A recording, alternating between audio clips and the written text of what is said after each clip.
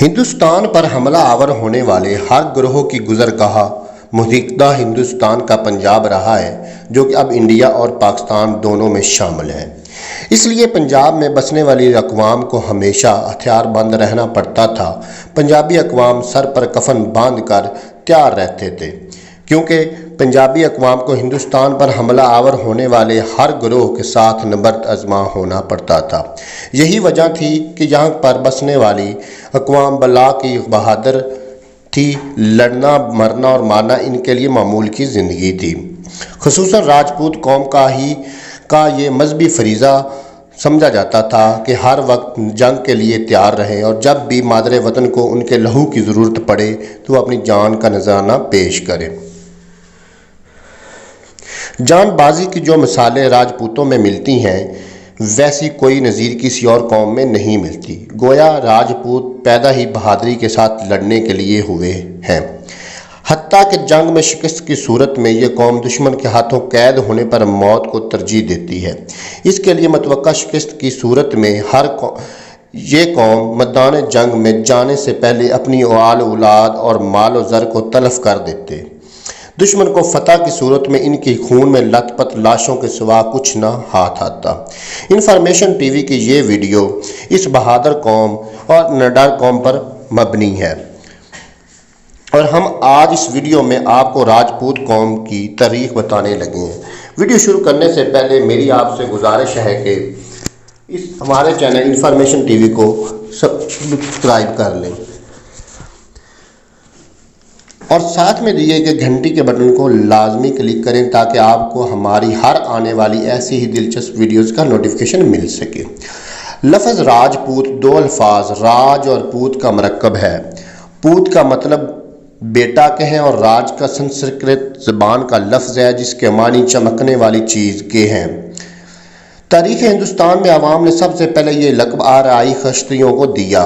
مشہور کتاب تاریخ فرشتہ کے مطابق کھشتری جب کسی قوم پر حملہ کرتے یا لڑائی کرتے اور بے تحاشا مال و زر غنیمت لوٹ کر لاتے تو وہ لوگ فتح کا جشن مناتے اور فتح کے جشن کے لیے خوبصورت اور چمکیلے لباس زیب تن کرتے اور ہتھیاروں سے لیس ہوتے۔ اس بنیاد کی وجہ پر برصغیر یا ہندوستان کے لوگوں نے ان کو راجا یا راج کا لقب دیا، جس کا مطلب چمکنے والا انسان کے ہے۔ پھر ان راجاؤں کی اولادیں راجپوت کہلائی اور راجپوت مطلب راجا کی اولاد یا راجا کے بیٹے کے طور پر ہے۔ ناظرین، پہلے جب آریائی قوم ہندوستان پر حملہ آور ہوئی اور پنجاب پر تسلط قائم کیا تو اس وقت ہندوستان پر کوئی باقاعدہ حکومت نہ تھی، نہ کوئی بادشاہت قائم تھی۔ لوگ چھوٹے چھوٹے خاندانوں میں بٹے ہوئے تھے۔ ہر خاندان اپنا خود ذمہ دار ہوا کرتا تھا اور ہر خاندان اپنی ضروریات زندگی خود پورا کیا کرتا تھا۔ ہر بستی ایک چھوٹی سی راجدھانی کی صورت اختیار کیے ہوئے تھی۔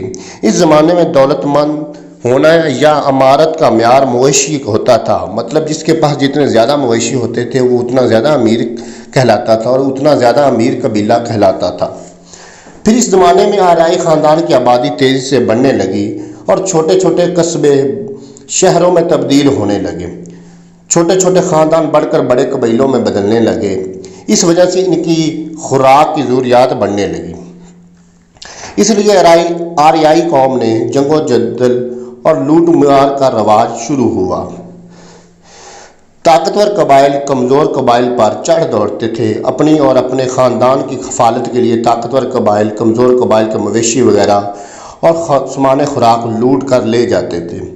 اس بنیاد پر دفاع یا ڈیفنس سسٹم متعارف ہوا اور قبائل اپنے دفاع کے لیے دشوار گزار علاقوں پہاڑی راستوں کے درمیان میں رہتے تاکہ کوئی بھی آسانی سے ان پر حملہ نہ کر سکے۔ شروع میں راجا یا قبیلے کا سربراہ کوئی خاص مقام یا رتبہ نہیں رکھتا تھا، بلکہ خاندان کا بزرگ ہونے کی بنا پر عزت و تکریم کی جاتی تھی۔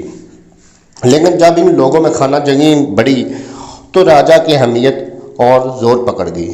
راجا ایک موروثی عہدہ بن گیا اور ایک دوسرے کے قریب مختلف خاندانوں نے مل کر ایک راجا بنا لیا جو ان کی جنگی ضروریات کو پورا کرتا اور جنگ سے دفاع کرتا۔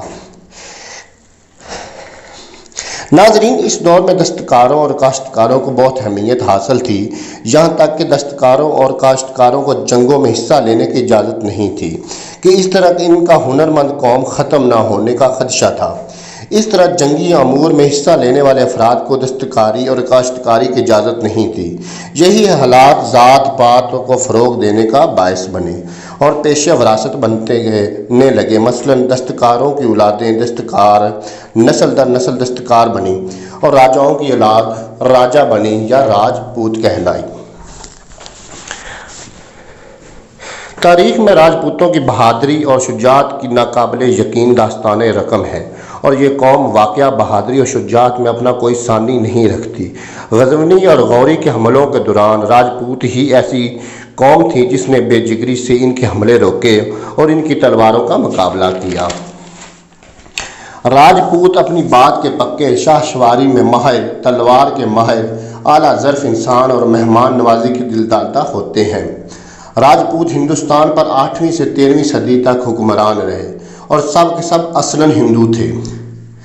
राजपूतों को 3 बड़े ग्रोहों में तकसीम किया जाता है। नंबर 1 सूर्यवंश या सूरजवंशी, नंबर 2 चंद्रवंशी और नंबर 3 यादववंशी। अगरचा हिंदुस्तान राजपूतों की आबादी पूरी दुनिया में पाई जाती है, लेकिन इनकी ज़्यादातर तादाद या आबादी हिंदुस्तान और पाकिस्तान में रहाइश पजीर है।